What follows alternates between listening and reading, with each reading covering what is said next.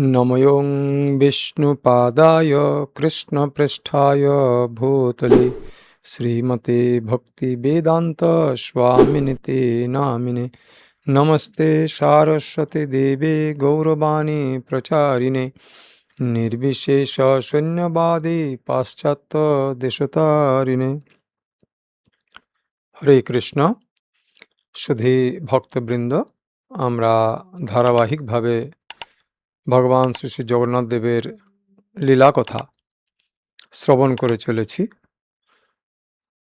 তো বিগত দিনের যে পর্ব আমরা বলেছিলাম, তাতে মহারাজ ইন্দ্রদ্যুম্ন নারদমুনি সহযোগে তার সমস্ত পাত্রমিত্র আমাত্যবর্গকে নিয়ে তিনি কলিঙ্গ প্রদেশের প্রান্তে উপনীত হয়েছিলেন এবং বিশ্রামের পরে সন্ধেবেলায় তারা ভজন কীর্তনে রত ছিলেন। এমন সময় দ্বার রক্ষক মহারাজ ইন্দ্রদ্যুম্নকে সংবাদ দেন যে একজন বিশিষ্ট ব্যক্তি তার সঙ্গে দেখা করতে এসছেন। তো ইন্দ্রদ্যুম্ন মহারাজ রক্ষীকে সেই সজ্জন ব্যক্তিটিকে সাদরে তার কাছে নিয়ে আসার জন্য আদেশ দিলেন। যখন সেই মহান ব্যক্তিটি ইন্দ্রদ্যুম্নর কাছে এসে উপস্থিত হলেন, তখন মহারাজ ইন্দ্রদ্যুম্ন দেখলেন যে তিনি অন্য কেউ নন, তিনি স্বয়ং উৎকলপতি। তো উৎকলপতিরা ভগবানের বিশেষ সেবক এবং ভক্তরূপে বিশ্ব সংসারে পরিচিত। তো তিনি তাকে আলিঙ্গন প্রদানপূর্বক অত্যন্ত বিনীত স্বরে জিজ্ঞাসা করলেন, হে উৎকলপতি, আমার নিকট আপনার আগমনের উদ্দেশ্য কি? তো উৎকলপতি তার এই অভ্যর্থনায় অত্যন্ত প্রসন্ন হয়ে তিনি মহারাজ ইন্দ্রদ্যুম্নকে বললেন যে, হে মহারাজ, আমি বিশেষ সংবাদ বহন করে আপনার কাছে নিয়ে এসেছি। আপেক্ষিকভাবে সেই সংবাদ শ্রবণ করার পরে আপনার হয়তো মনে কিঞ্চিত শোক এবং বিহ্বলতার প্রকাশ পেতে পারে, কিন্তু আপনি অনুগ্রহ করে শোকে অভিভূত হবেন না। তো এই কথা যখন উৎকলপতি বললেন, স্বাভাবিকভাবেই সেই গৃহের যে আবহাওয়া ছিল সেইটি কিঞ্চিত হলেও বিমর্ষ হয়ে পড়ল। না জানি কী বা সংবাদ উৎকলপতি আমাকে দেবেন। তো উৎকলপতি রাজা ইন্দ্রদ্যুম্নকে বললেন যে আপনি নীলমাধব দর্শনে এবং তাঁর সেবা সম্পাদনে আপনি মনে অভিলাষ নিয়ে এখানে আগমন করেছেন, কিন্তু আপনি নীলমাধবের দর্শন পাবেন না। কারণ কি না, আপনার আগমনের পূর্বেই নীলমাধব এই স্বর্ণময় বালুকা বেলাতে তিনি নিজেকে আচ্ছাদিত করেছেন। তাই নীলমাধবের দর্শন আপনার পক্ষে পাওয়া সম্ভব নয়। তো এই বাক্য শ্রবণ করে স্বাভাবিকভাবেই ইন্দ্রদ্যুম্ন মহারাজ অত্যন্ত বিচলিত হলেন। তো তিনি কাতর এবং অসহায় দৃষ্টিতে উৎকলপতির দিকে তাকিয়ে জিজ্ঞাসা করলেন, তাহলে কি আমার মনোবাসনা পূর্ণ হবে না? তো তখন সেই কক্ষে উপস্থিত মহামুনি শ্রী নারদ তিনি এসে ইন্দ্রদ্যুম্ন মহারাজকে আশ্বস্ত করলেন যে, হে মহারাজ, যে সংবাদ উৎকলপতি আপনাকে জ্ঞাপন করলেন সেই সংবাদের ইতিবৃত্ত আমি পূর্বেই জানি। কারণ কি না, পরমেশ্বর ভগবান নীলমাধব তিনি আমাকে সমস্ত কিছু সবিস্তারে বর্ণনা করেছেন এবং বলেছেন আমি ব্রহ্মদেবকে আমার এখানে প্রকটিত হওয়ার যে সমস্ত তত্ত্ব বর্ণনা করেছি, আপনি গিয়ে সেই ব্যবস্থাগুলি খালি সম্পাদন করুন। অতএব যথাসময়ে ভগবান নির্দেশাবলী আপনাকে দেবেন যে তিনি কিভাবে অবতীর্ণ হবেন, কিভাবে আপনার হস্তে তিনি সেবা গ্রহণ করবেন। কারণ কি? ভক্তবাঞ্ছা পূর্ণ করেন নন্দেরও নন্দন। ভক্তের মনোবাঞ্ছা যদি ভগবানের সেবার উদ্দেশ্যে হয়ে থাকে, তাহলে নন্দেরও নন্দন অর্থাৎ ব্রজেশতনয় শ্রীকৃষ্ণ তার সেই মনের অভিলাষটি অবশ্য করেই পূরণ করেন। তো তাই আপনার বিচলিত হওয়ার বা বিমর্ষ হওয়ার কোনো কারণ নেই।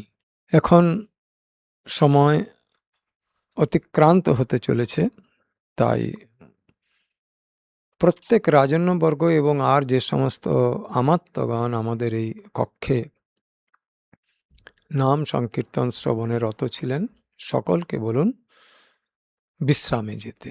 আমরা পরের দিন প্রভাতকাল থেকে সমস্ত আচরণ বিধি অনুসারে পরবর্তী অনুষ্ঠানগুলি সম্পন্ন করব।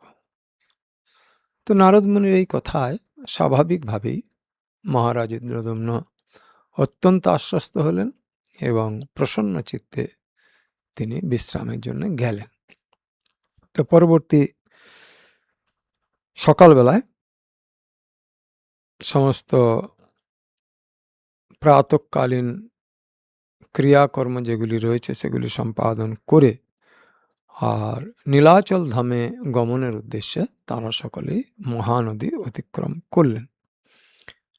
তো মহানদী অতিক্রম করে যে স্থানে তারা অবস্থান করলেন, তো সেই জায়গাটি অত্যন্ত বিরল এবং অত্যন্ত পুণ্যভূমি। ভগবান শ্রী বিষ্ণু কর্তৃক সেই জায়গাটি রক্ষিত হয়েছে মহানদীর তীরে, এবং এখান থেকেই অনতি দূরে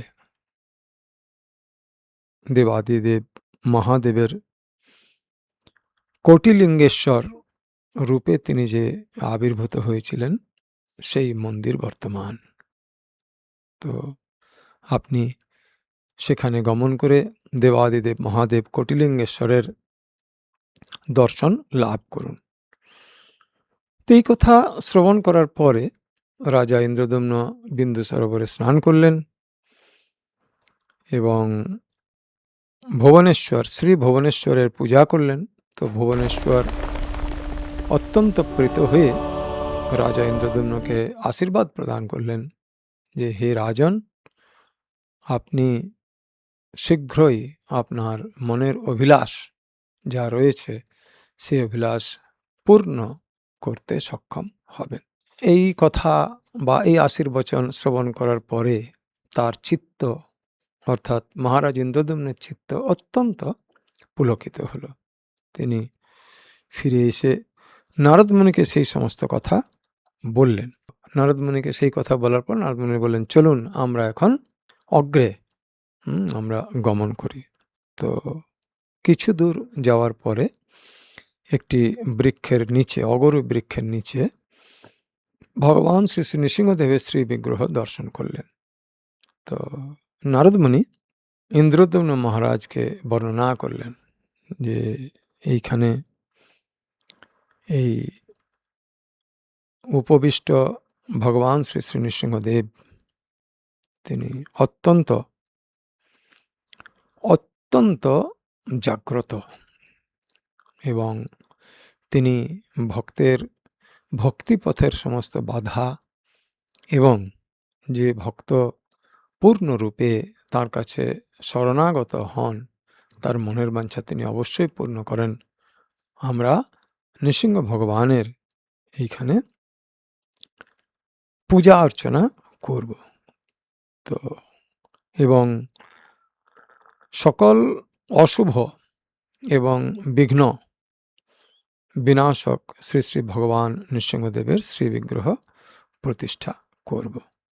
তো রাজা দেবর্ষি নারদের কাছ থেকে বিভিন্ন প্রকারের নির্দেশাবলী নৃসিংহ ভগবানের মন্দির কিভাবে প্রতিষ্ঠা হবে সেই নির্দেশ গ্রহণ করলেন এবং রাজা ইন্দ্রদ্যুম্ন বিশ্বকর্মার পুত্র সুঘট তিনি নিজস্ব তত্ত্বাবধান করে সেখানে একটি অপূর্ব সুন্দর মন্দির নির্মাণ করলেন এবং সমবেত ভক্তগণ এই দিব্য মন্দিরে ভগবান শ্রী শ্রী নৃসিংহদেব, ভূদেবী এবং লক্ষ্মীদেবী সহকারে সকলকে পরিক্রমা করলেন এবং নৃত্য কীর্তনে রত থাকলেন। তো আজও আমরা যারা শ্রীক্ষেত্র বা পুরুষোত্তম ক্ষেত্র দর্শনে যাই, আমরা সেখানে গিয়ে ভগবান শ্রী শ্রী নৃসিংহদেবের এই অপূর্ব ঐশ্বর্যমণ্ডিত এবং মহিমান্বিত এই শ্রী মন্দির এবং ভগবানের শ্রী বিগ্রহ দর্শন করে থাকি। তো তারপরে দেবর্ষি নারদের নির্দেশ অনুসারে সেখানে রাজা ইন্দ্রদ্যুম্ন সহস্র অশ্বমেধ যজ্ঞ সম্পাদন করেছিলেন, যে অশ্বমেধ যজ্ঞগুলি স্বর্গের যত সমস্ত দেবী দেবতা এবং দেবরাজ ইন্দ্রর তত্ত্বাবধানে সম্পন্ন হয়েছিল। দেবরাজ ইন্দ্রকে যখন মহারাজ ইন্দ্রদ্যুম্ন অনুরোধ করেন যে হে স্বর্গাধিপতি ইন্দ্রদেব, আপনি আমাকে এই সমস্ত যজ্ঞ সম্পাদনে সহায়তা করুন, তো তখন দেবরাজ ইন্দ্রদ্যুম্ন মহারাজকে বলেছিলেন যে যার সহায়তায় সৌভাগ্যক্রমে ভগবান শ্রী শ্রী নীলমাধবের দর্শন বা ভগবানের সাক্ষাৎ দর্শন আমরা প্রাপ্ত করতে পারব, তো সেই মহান ভগবত ভক্তের যজ্ঞ সম্পাদন আমরা সকল দেবতারা মিলে পূর্ণরূপে সম্পাদন করার জন্য সহযোগিতা করব। তো তাই সমস্ত দেবতাদের তত্ত্বাবধানে সহযোগিতায় এই যজ্ঞ কার্যটি পূর্ণরূপে সম্পাদিত হলো এবং পরিশেষে শ্রী শ্রী নারদ মুনি বললেন যে আপনাকে ভগবান কিভাবে কোন রূপে আপনার কাছ থেকে সেবা সম্পাদন করবেন তা আপনি আমার মুখ থেকে এখন বিবরণ শ্রবণ করুন। তো নারদ মুনি বললেন যে শ্রী বিষ্ণুর শ্রী দেহের একটি রোম মানে লোম এই জগৎ সংসারে ইতিপূর্বেই পতিত হয়েছে, যা দারুরূপে অর্থাৎ ব্রহ্মরূপ বৃক্ষরূপে প্রকটিত হয়েছেন। তো নারদ মুনি রাজাকে সেই বৃক্ষের কাছে নিয়ে গেলেন। ভক্তিমান রাজা ইন্দ্রদ্যুম্ন প্রথমে সেই বৃক্ষে প্রণাম নিবেদন করলেন এবং বৃক্ষটির চতুর্দিকে পরিক্রমা করতে করতে তিনি লক্ষ্য করলেন যে সেই বৃক্ষটির কাণ্ডে শঙ্খ, চক্র, গদা এবং পদ্ম অর্থাৎ ভগবান শ্রীহরি বিষ্ণুর শ্রীহস্তে যে সমস্ত দিব্য বস্তুগুলি ধারণ করে থাকেন সেগুলি সব বৃক্ষের গাত্রে অঙ্কিত রয়েছে। তো এই দেখে রাজার দুই চক্ষু বিস্ফারিত হলো, তিনি বিহ্বল হয়ে নারদ মুনিকে জিজ্ঞাসা করলেন যে হে প্রিয় ঋষিবর, আপনি তো আমাকে বললেন যে ভগবান দারু ব্রহ্মরূপে জগতে প্রকটিত হবেন, তো এই বৃক্ষের থেকে ভগবানের শ্রী বিগ্রহ কে নির্মাণ করবে? তো তাতে নারদ মুনি অবিচলিতভাবে প্রসন্ন বদনে তিনি রাজা ইন্দ্রদ্যুম্নকে বললেন, হে মহারাজ, আপনার চিন্তা করার কোনো প্রয়োজন নেই, যথা সময়ে স্থপতি যিনি এই শ্রী বিগ্রহ তৈরি করবেন তিনি আসবেন, তবে এক শর্ত আছে, এই মন্দিরের ভেতরে যখন শ্রী বিগ্রহ তৈরি হবে তো এই বিগ্রহ খোদাইয়ের শব্দ যেন বাইরে কেউ শ্রবণ করতে না পারে। যিনি শ্রবণ করবেন তো তিনি বধির হয়ে যাবেন, অর্থাৎ তার আর শ্রবণ শক্তি থাকবে না। আর এই শ্রীবিগ্রহ তৈরি করতে করতে, খোদাই করতে করতে যদি কেউ দর্শন করে, তাহলে পরে তার দৃষ্টিশক্তি অন্তর্হিত হবে, অর্থাৎ তিনি অন্ধ হয়ে যাবেন। তো এই দুই শর্ত সহযোগে ভগবানের শ্রীবিগ্রহ তৈরি হওয়া শুরু হলো এবং রাজা ইন্দ্রদ্যুম্ন সেই সমস্ত নির্দেশগুলি যথাযথভাবেই পালন করেছিলেন। তো এরপরে পরবর্তী যে নির্দেশাবলী তিনি শ্রবণ করেছিলেন, অর্থাৎ দৈববাণীর মাধ্যমে, যে এখানে এই সমস্ত শ্রীবিগ্রহগুলিকে প্রতিষ্ঠা করার জন্যে আপনি এক বিশেষ, অর্থাৎ প্রায় 1000 ফুট স্থান পরিমিত এক সুরম্য মন্দির নির্মাণ করুন।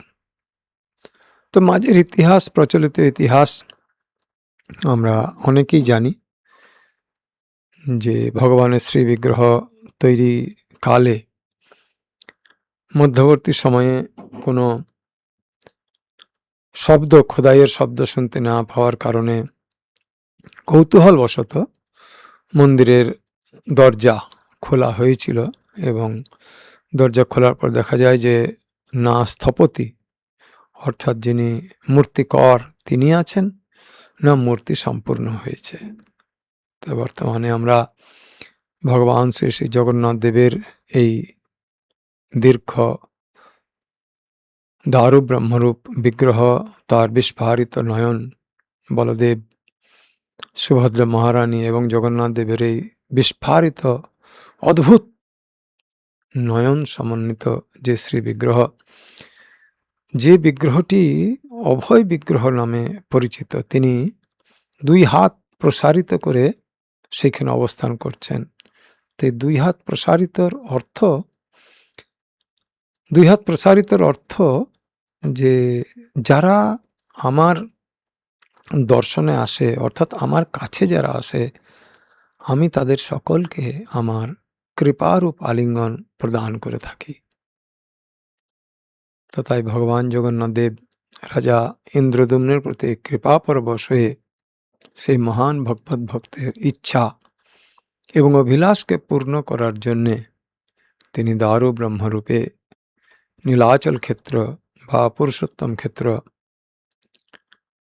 জগন্নাথ ধামে আবির্ভূত হলেন এবং সেই দীর্ঘ প্রায় 1200 ফুট উচ্চ শ্রী মন্দিরে ভগবান শ্রী জগন্নাথ দেব, শ্রী বলদেব, শ্রী সুভদ্রা মহারানী এবং শ্রী সুদর্শনজি সহ আজও তিনি সেখানে তার অপার করুণা প্রত্যেকটি দর্শনার্থী ভক্তকে প্রদান করে চলেছেন। তো তাই জগন্নাথ ক্ষেত্রের যে মহিমা, জগন্নাথ ক্ষেত্রের যে মাহাত্ম্য, সেইটিকে কোনোভাবেই ভাষার দ্বারা প্রকাশ করা সম্ভব নয়। কারণ কি না, যিনি পরম ব্রহ্ম, যিনি জগদীশ্বর, তো এই জগৎ সংসারে এমন কোনো ভাষা নেই যে সেই পরম ব্রহ্ম জগদীশ্বরের অপার করুণার কথা ভাষার দ্বারা প্রকাশ করা যায়। সেটিকে অনুভব করতে হয়। যেমন মহারাজ ইন্দ্রদ্যুম্ন তার ঐকান্তিক ভক্তি এবং ঐকান্তিক আকুলতা দ্বারা সরাসরি ভগবানের সঙ্গে সম্পর্কিত হতে পেরেছিলেন এবং তাঁর সেবা স্বহস্তে তিনি সম্পাদন করেছিলেন। তো এইভাবেই ভগবান জগন্নাথ দেব শ্রীক্ষেত্রে আবির্ভূত হলেন এবং প্রতিষ্ঠিত হলেন। আমরা যা ভক্তগণ আকুল আগ্রহে প্রত্যেক বছর প্রত্যেকবার দর্শন করার জন্য শ্রীক্ষেত্রে গমন করে থাকি। আজ এই পর্যন্ত, পরবর্তী পর্ব পরে। হরে কৃষ্ণ, হরি বল।